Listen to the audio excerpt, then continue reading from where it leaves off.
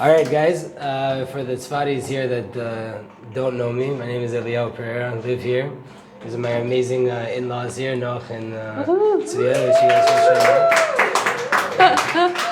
And I was very excited to be able to have some questions, and we're obviously going to open it up for the crowd to ask some questions as well, but to thought to bring it down a little bit of what we just watched, because it was a roller coaster. It was for sure a roller coaster. A lot of up and down, and like you said, at a certain point in the movie, that you ended up being more confused than you had answers, right? Mm-hmm. And I've learned since I moved to Tzfat that that's how it goes. Yeah. The more you ask questions, right, the more confused you get. But that's part of growing, and it was a confusing situation to begin with. But one of the main questions that I took away from it was, there's the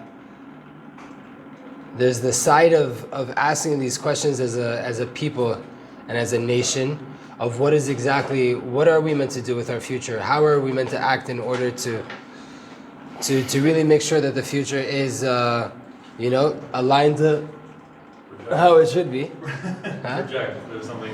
Okay, no problem. All right, so to make sure what is going on with our future, right? But it starts with ourselves. Yeah. So my main question is, how long did it take for you, because it wasn't really portrayed in the movie, but how long did it take for you to decide, I need to go to Neve, like I need to go really, like I see the Rav Klatsko, that wasn't filmed, like afterwards acting, right? That was like a real shock when he said what he said, but how was that process of deciding, okay, if I don't do this for myself, then...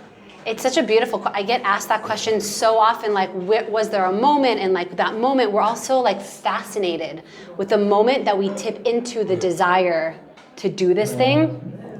And for me, I think there's micro moments. Like I can name several bigger moments, but the micro moments, I think it starts from the womb. I think this started early. I was born in Haifa. Like I think it started from conversations with my grandparents, with moments as a kid learning. I remember a children's book my mom brought home about Yonah and the whale, and there was an image of Yonah, and I haven't talked about this in such a long time, Yonah sitting, hiding from Hashem under a window, and there's light coming in, and the light just sort of goes right above him, and he's like, I feels like he's hiding from God, but you can't. And I was like, ooh, yeah, I feel like there's so many of those moments I was trying to like hide from Hashem, like kind of skirt around really facing the light. And those micro moments kept kind of chasing me until there was a big moment in LA where, Rabbi Eli Deutsch talks about this. Mm-hmm. It usually starts like lo lishma. You don't do it for the right reasons. My career wasn't advancing. I wasn't like making it. So I remember sitting after another failed audition saying, I got to do something different. And that's when Hashem, there's an incredible author, Elizabeth Gilbert, and I quote her almost at every screening, in a book called Big Magic. She talks about ideas that live in potential state, looking for host bodies. And I feel like in that moment, I felt for the first time a creative like bomb just deployed inside me. And I was like, oh, that's the idea. I'm going through a real story. Maybe I can make a movie to show people in Hollywood what I'm about. So it's selfish. But there you see Hashem, like, you think you're hiding from me. Here's a movie idea to like get your career going. It was never about my career. It made me, right? So micro moments until the massive moments. And that leads to another question that I had, that I don't think the Tahel, Becky, that we're sitting here with, right? Tahel, exactly, that's why I said it, that we're sitting with here, would be the Tahel that we're sitting with here if it wasn't for coming to the land of Israel. For sure. How important, if you could just speak on that, is as a person that grows up in the U.S., connected, synagogue, we saw your childhood rabbi and everything, like, how important was the land of Israel in this development of who you are now? So I'll start this by saying that this isn't what many people who mentored me wanted to hear. They're like, you're going to make a movie, great, do the thing, do the Jewish thing. Don't touch Israel. It's political, it's this, it's divisive. Keep it cool and American. And to me, that was like, no one tells the Wayans brothers not to be black, or well, they did tell my big fat Greek wedding to be less Greek, but everybody else gets to be their unique minority, for lack of a better word, except for us. We don't get to go to Israel to create content because it's just not cool. And so I obviously didn't take that piece of advice, because I knew that to go back to where it all happened, to the energetic center of the world, would be where I would find the healing. Now, that's not necessarily inclusive, meaning there are many people that watch this and go, well, I can't, that's very privileged, right? You get to take 5 months and go to Israel and study. We're all privileged to be here. Like, I can't do that. Do I not get to connect to my unique sense of self and like to the real truth of Torah? And a part of me kind of wants to say, well, not fully, but no, of course not. Like, there's a journey, and I don't live here. So of course, I also feel like there's a journey. Baruch Hashem, we have an incredible wisdom tradition with incredible teachers that have access to the internet, and we have books, and like I have a reading list, and so you can journey without being here. Sure. But I just really feel like you have to come home to have the true healing. It's excuse me. Seeing this movie is amazing for me, because I also am a Baal Tshuva, and I have a lot of friends that I'm still in contact with from previous lives, right? It's not previous life; it's the same life, but that I'm still in contact with, and that I would love for them to see this. I literally had just a list of names running through my head that they need to watch this. One, to sort out their dating lives, to sort out their own connection to themselves, and I haven't seen it portrayed so like outright. Like at a certain point, like Rav Shlomo Katz, his 2 seconds in the whole entire movie, what does he say? Like, the sugarcoating is not working. No. So you did come from this conservative, more progressive, more left-leaning, right, background. How do you have this conversation with these people that usually they can't handle it? Like, and that was why Shlomo said it, right? Like, and you're trying to have this conversation with you yourself at the time. Were more aligned with that side of the understanding of the Torah than I guess you are now, right? How do you have this conversation with people nowadays that haven't gone to Neve, that haven't taken the 5 months to date themselves? How do you do it without, I know obviously we each have our individual journey, but if maybe they would have the truth faster, like you said, then maybe we would get results faster. I'll tell you what, I've been asked this, and I've been trying to ask myself this more and more to figure out what is it about what continued to keep me turned on to the journey. Even when people, I think there's, first of all, the generation doesn't want to be pushed. The current generation, young generation, don't tell me what to do. It's like, it needs to be through a side door. The side doors are where it's not the front door. People aren't really walking through front doors.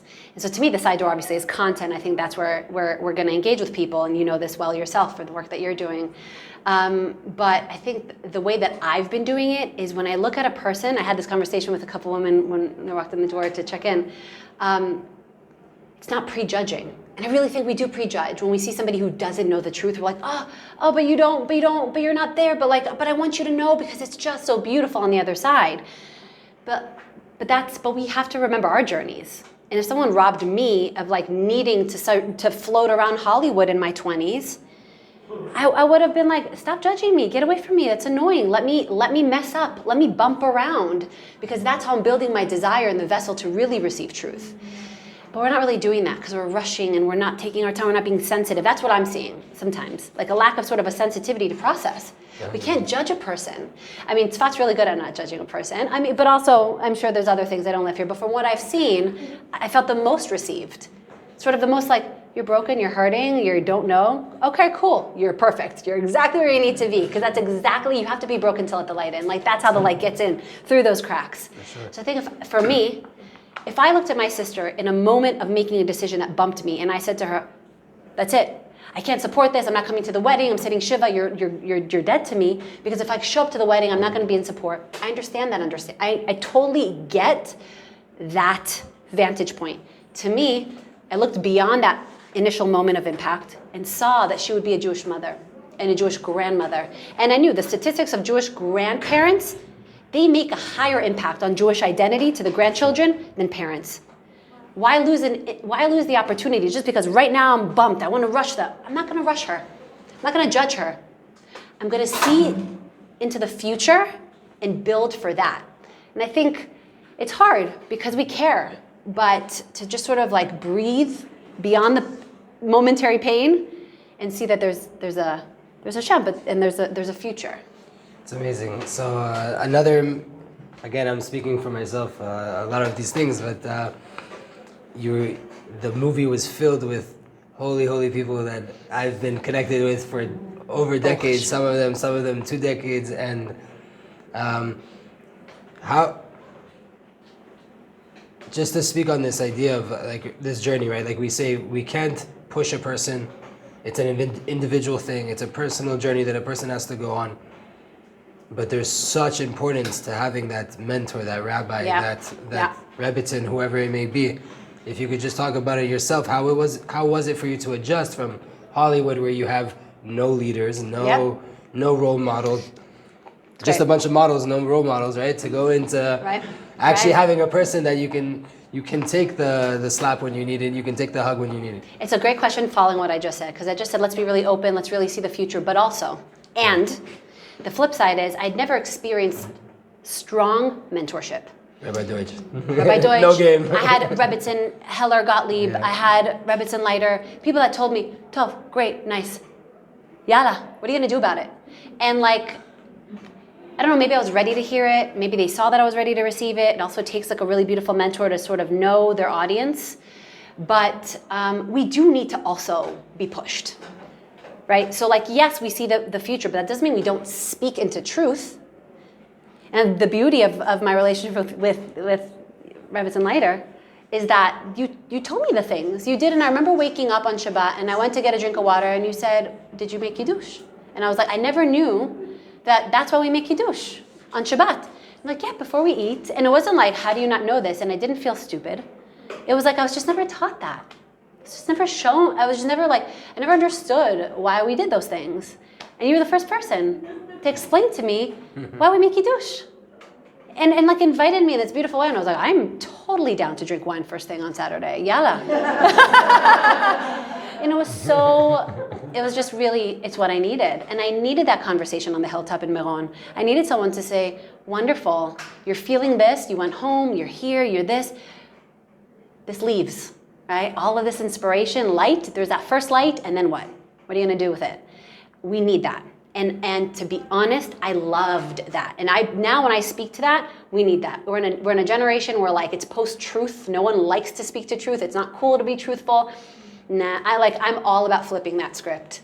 I think that is why that there's so much turnover with social media influencers. I work in that space. I created content for some of the biggest social media influencers, and that's not making an impact. None of them are doing the work. No one's healing anyone. Why? We're not actually being truthful. So the mentorship was necessary, and we need to speak to truth in a way that's loving. That's the ultimate truth. I'm not an expert on any of this. I'm still figuring it out, but that's what worked for me. So I want to give the people opportunity as well. I just have three questions. Uh-oh.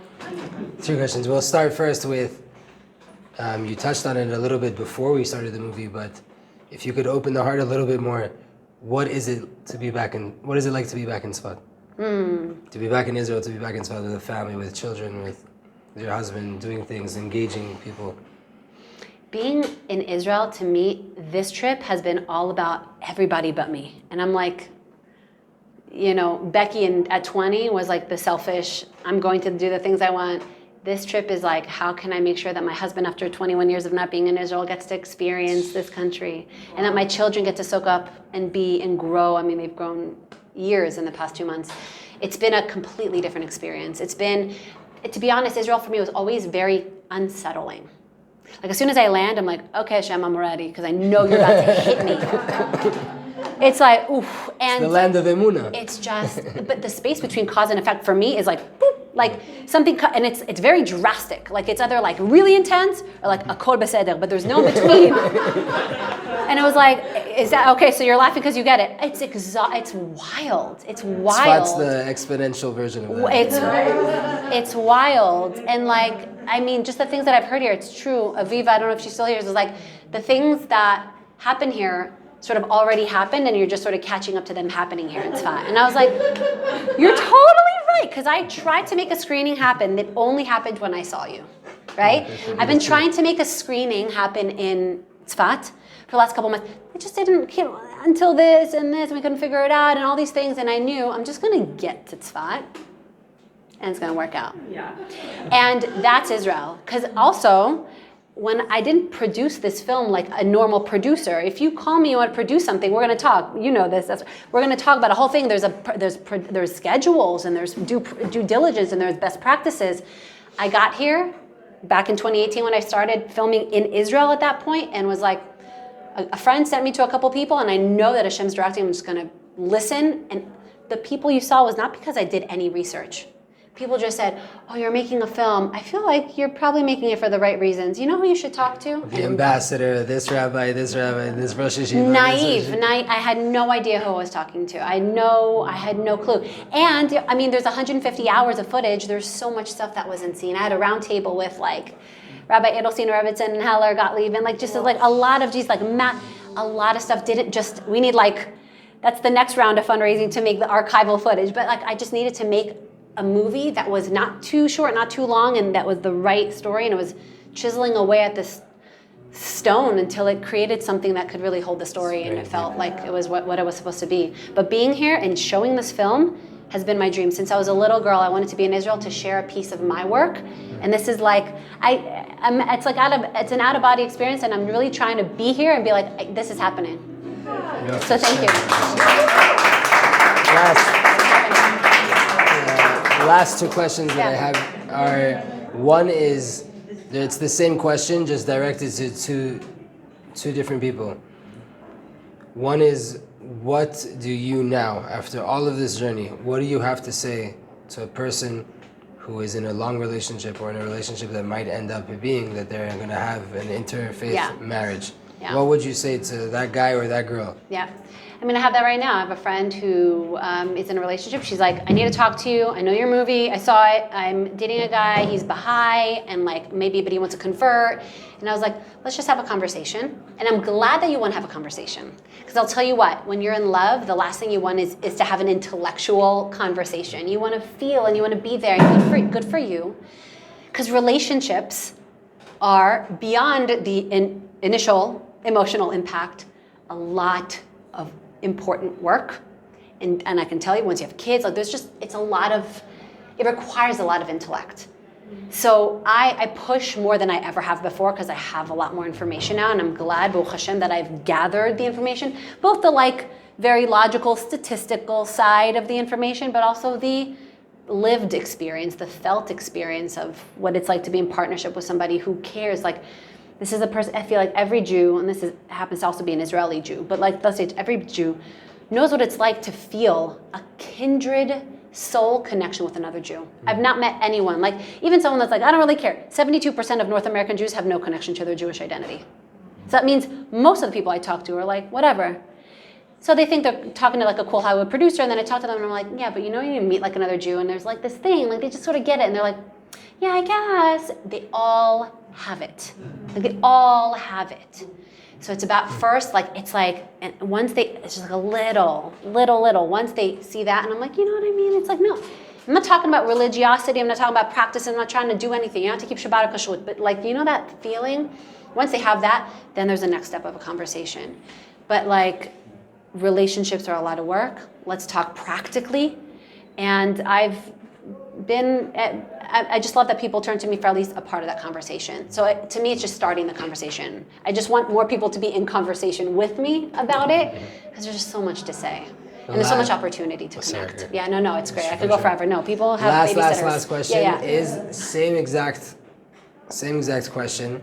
But what do you say to the Baal Tshuva that's sitting at home and has been having the questions about their Jewish identity? Who am I? What am I? Why am I any different than any other goy in the world? What do you say to them in their part of where they are in life right now? Because you also flipped your life 100% around, right? Absolutely. Well, there's a lot. I mean, like, it depends on also where they're at. I had someone ask me, and I could see where she was on her journey. The question always points back to the questioner, the question asker. It's like, if the question is, well, like, she asked me, do you feel good where you are? But she was like, is she like, blink once if this is not okay for you? Like, I was like, not more sure what she was asking me. Are you being forced to cover your head? Right. Like, are you okay? Or actually, it's less about the force, but like, do you like this better than that former life? Because that former life looked really fun. Like, you were auditioning in this, and you were self-expressed, and I'm still self-expressed, but like, it's just, do you feel good? And I looked at her, I said, I feel amazing. Like, I feel different, but the feeling of, and this goes back to the question about being in Israel, it's grounded now. Before I was like, where am I? Like now your sister said. I think you feel more in the earth. Yeah. She's a psychiatrist. Like, my sister is an incredibly massive, she holds a lot of space, and she was completely right. Like, I finally found rooting in truth. When you connect to truth and you're rooted in something so real and grounding, there's nothing better. But things come up. So Baalei Tshuva, it's a journey. It's a confusing journey. I had 15 existential crises. Only a few you saw on camera. But that's it. Like, and I remember people telling me the doubt is it. Like, perfect. You're doubting? Perfect. Like, and we need to normalize process. I keep forgetting to say that. Like, I talk to groups, and sometimes I think they already know because I've already spoken this so many times, but we need to ask questions. Just because you're a religious person, I look at you and go, oh, he's arrived. And you're like, no, I'm still under construction. I'm still trying to figure, I still have a to-do list. Like, maybe modesty. I'm adopting that for sure. Yeah, like, what's on your to-do list? That's my workshop these days with the high school kids. Like, let's figure out your to-do list. Like, what's it about? Because we all have things. We don't have to arrive. That's the point. Is like, Rebbetzin Collin has this thing, TMT, this means that. And to me, it used to be that, like, asking questions and like being confused meant I was a failure. Like, why am I confused? Why do I have questions? Shouldn't I know it all. I have questions. But now it's like confusion means opportunity, growth, expansion, learning, wisdom. It's it. I'm alive. So yeah, a Baal Tshuva or a soon-to-be Baal Tshuva or a closet seeker or whatever, that's like sitting at home and is like, I'm just confused. Perfect. You have desire. The question is the beginning. That's the opening to the vessel. And I wish I heard that more. And once it really clicked that once you ask, but really ask the question, that's when you create the opportunity. So you're asking a question, you're already halfway there. Amazing. Thank you again. Thank you for the you. opportunity. Thank you, guys. We're going to let people ask questions. Yeah, please. Whoever wants, I'll repeat the question, so feel free, and I'll just repeat it for you. Perfect, love that. Shlomo. Thank you so much. I wanted just to ask you, imagine, we have many great wisdom, a lot of people with great questions. Just picturing this, imagine that you were interviewing yourself back then.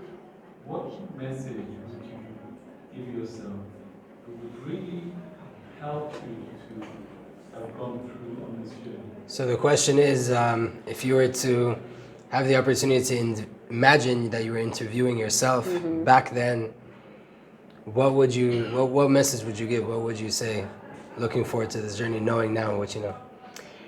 I was on an early Me'or trip, and when I was in my early 20s, and I was sitting across a rabbi. He wasn't my rabbi. I'm always like, when the rabbi doesn't resonate, it's not the Torah or the wisdom. You just haven't found your rabbi, and that wasn't my rabbi. But I was I was searching. I wanted someone to just tell me, like, you're okay. This is okay. It's okay. It's okay to not be okay. It's a Jessie J song. It's okay. Like, you're okay as you are right now. And I didn't get that from him. He looked at me and he's like, I'm not sure what you want from me. Like, I think I was like, yeah, it's literally said, I'm not sure what you're asking for. And I was like, okay, I'm not sure what I'm asking for either. I'm going to continue to ask. I wish that I could, and I think I got this in many ways, but just sort of stop and say, like, it's okay to have regressions. It's okay to get something and then sort of fall back and fall apart. It's okay to feel so good and then also be like, what just happened there, right? Like, it's, and we know this from an intellectual that, like, life is like this, otherwise it's a straight line and that's not living, right? We know that, but then when it happens to us, We panic. We're like, what? So just in that moment of panic to be like, this is what you asked for. This is why you're here. This is totally okay. You're okay. Breathe and you're okay. I didn't get a lot of that. I was also wearing too many hats. I was like the director, producer, in it, this. So I just was like, this is a lot. I probably saw you, Yochi, when I was like in the midst of like, this is a lot. And you were like, yeah, you actually did a really good job at doing that for me. You're like, this is okay. You're okay. This is hard. It's hard. Yeah. Yeah. Yeah. That's it. You really? Fantastic. Good. The question would have been, if you interview yourself, is how you doing now? And you're gonna say, I have all the emotions, but I'm okay. I'm okay. I have all these crazy emotions, but I'm okay with it. I'm okay with it. Yeah. Yeah. I'm confused, I'm sad, I'm anxious, But that's how it's supposed to be. okay. Because you just think the journey to truth is like, right? But it's not. But I'm okay with that because I know that's what it takes to fight for truth. It's a fight. It's a battle. Some days are good, some days are not. Right. It's a fight. It's a lot of fighting. Esther? Yeah, I have so many questions. Yeah, and like what to say, but I'll try to keep it brief. So I know you already kind of touched on like how to intercede when you see someone. And I love what Rabbi George said. He was like, they're not of different religions. Right, right. And like my brother just told me a few days ago, he was like, yeah, I got a ring with my girlfriend. I'm gonna propose in like the next 30 to 60 days. I was like, okay, I have 40 days to go to the hotel and intercede. She's not Jewish? She's not Jewish. Wow. So I'm just curious, like, how, like, honestly, I guess the question is, like, how much you feel someone has, like, control over, like, influencing people and helping people. Yeah, yeah. And educating people. And just, like, letting go, and then, like, not feeling regret over, like, I could have Right. stopped something from happening. So you and I are very similar, right? Because what I did here was that. I didn't want to have regrets. So I did, and I just decided to be a crazy person and also document it. And my sister was very okay with that, but I made sure she was okay with that. Because I initially told her, this is a big bump for me. I'm feeling not happy. Like when you texted me that you're engaged, I was like, not so happy. And I was not happy about the fact that I wasn't happy about my own sister's engagement. I need to work through this with you. And I think I'm not the only person going through this. So I'd like to document this. Are you open to doing that crazy thing? And she was like, I'm very private, but let me think about it. She came back to me and said, like she said at the end, I feel like this is the reason that Justin and I are in this relationship. Let's create this platform for conversation. But I wouldn't have regrets. But I did say the things, and I felt like I really did. And there's some moments that you didn't see. There's like I recorded it in audio and it didn't make it into the film, but where we really got into it, like I was really upset with some of the choices. And I said, like, I don't feel like you're really being truthful. I feel like you're telling me what I need to hear, and I want to just because I don't want to have regrets, and I don't want you to have regrets. This is coming from love, because what comes from the heart goes into the heart. Right. So ultimately, you can't fail telling somebody you love from a place of love. Just some of the things. I love you, and like. I'm just gonna go out on a limb here, brother, but I got just a couple things I just gotta get off my chest, and then we're gonna be done. We're gonna be done. And like, we can totally talk about the talking points. But like, just a couple things. I just want, like, marriage is forever. It's not just this moment. It's not just the first year. It's not just 5 years. It's not the first 10 years. It's like the next, Bezrat Hashem, many years. And I want them to be beautiful for you. Have you considered, and like, I didn't know when I was having that moderated session with the interfaith rabbi, that I couldn't facilitate something like that. Like now I feel like I didn't know what to tell her. So I had somebody else do it. And watching that was like, whoa, from behind the camera, I was like, how many people talk about this? How many people sit across from their partner and say, okay, what does it look like? How does it feel for me to watch my child potentially be baptized? Cool. Are we gonna have classes in the house? Like, are we gonna, yeah, like. How are we? Who's talking about? That's not cool. You don't want to do that. That's not cool to have a conversation early on in marriage. Like you just want to. We're gonna figure that out. But do you really want to figure that out? So brother, I care about you. There's a couple things, and I think if you say your piece, that's it. But that seed is also. Let's say again, they get married. My sister got married, but the seed was planted. And I'll tell you, I mean, she's connected to her local Chabad. They had a kosher brit. She goes to like a Chabad, like Baby and Me. All of that is because I pushed. Like I wasn't going to be, I wanted to push. I gently push. I lovingly push. But I push because we do need to push, just like I said, from a place of love. in a way that's like, can we quick conversation, then I'm out. I'm not gonna do this. I'm not gonna talk to you more. I want you to live your life and I want you to be happy. But can we just a few quick things. Happy to gut check that with you if you want. Sidebar. Yeah, sorry. Thank you very much. Very, very touching and moving, and didn't expect that. No. Two questions, one within the movie and one sort of in reality of what's happening now. So my first question, if I may ask two. First question, when your grandfather sort of waved the camera away. Oh, that was at my grandmother's uncle, but still, we'll call him Okay. yeah. So I was curious about what happened there. The Yeah. other question, more Yeah. in terms of your brother-in-law, I believe, and correct me if I'm wrong, but there's a halacha that like, do everything you can to stop these interfaith marriages, but then once it happens, especially for men, Jewish men, to bring the man in closer to Judaism. He can't obviously start with Brit, but it can start with making Kiddush on Friday night. That's what I heard from another shiur a long time ago. So I'm curious, does your brother-in-law make Kiddush? And do you think maybe tomorrow night he may? So this is I appreciate the questions, beautiful questions. I've never been asked those questions, and I get asked a lot of the same questions. I say it's not a halacha. It's not? It's ideal with engineering. To draw the Jewish partner in, and hopefully the non-Jewish partner. Right, will be inspired, but it's not a halacha. It's not on. But it's not, certainly. But it's not forbidden. Oh, I didn't okay. hear what the Rebbitzin said. To draw the Jewish partner in, To draw the Jewish partner in. yeah, and of course you're going to be close to them, closest to both of them, right? But he doesn't have to do Kiddush or anything else.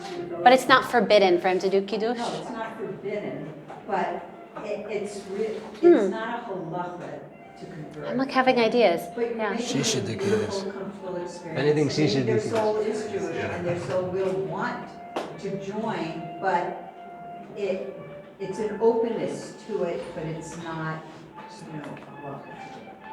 That's fascinating. So he waved the camera away, to answer your first question,